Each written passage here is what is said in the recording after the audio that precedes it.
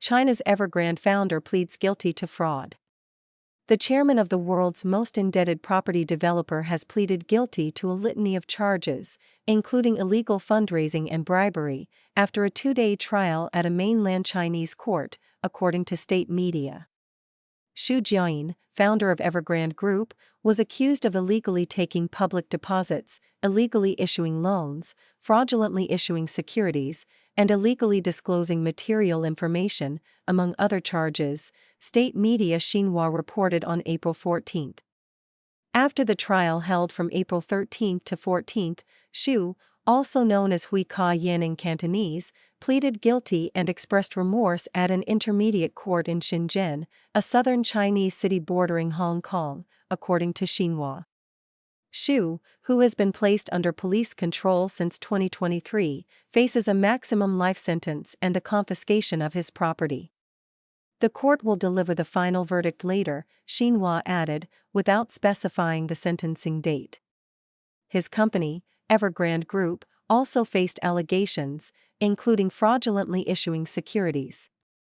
The trial came 5 years after Evergrande's liquidity trouble became public and against the backdrop of a spiraling real estate crisis in China that has dragged down economic growth.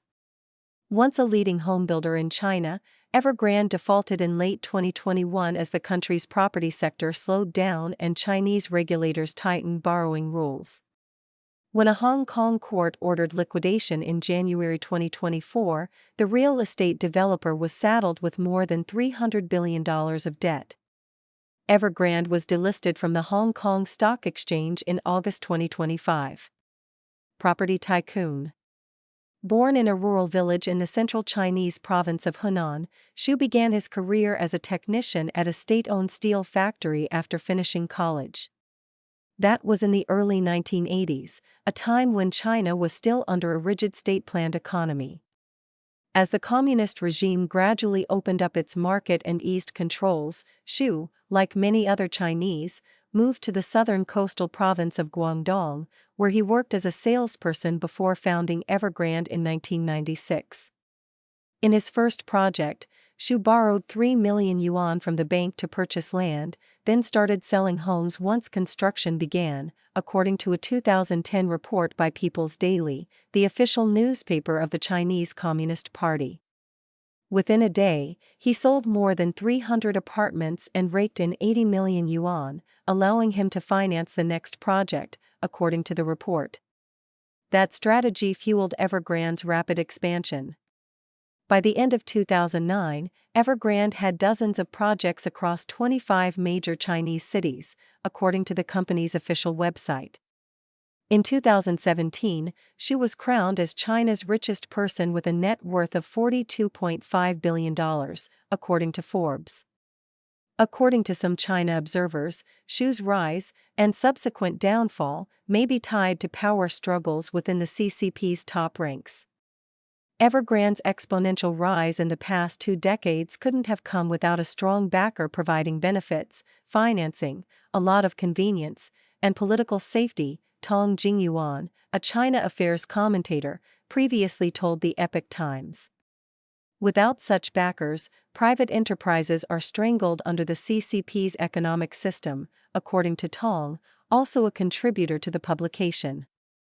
Some China watchers, including Yuan Hongbing, a former law professor at Peking University who maintains contacts with the CCP's upper echelons, have identified a backer as former Chinese deputy leader Zhang Qinghong, an influential member of the party elite associated with a political faction led by the late former CCP leader Jiang Zemin.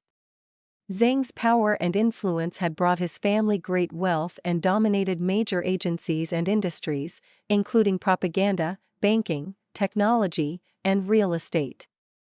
When Xi Jinping became head of the CCP in 2012, Zhang was part of the faction that criticized the new leader's policies, which made him a target of Xi's anti-corruption campaign.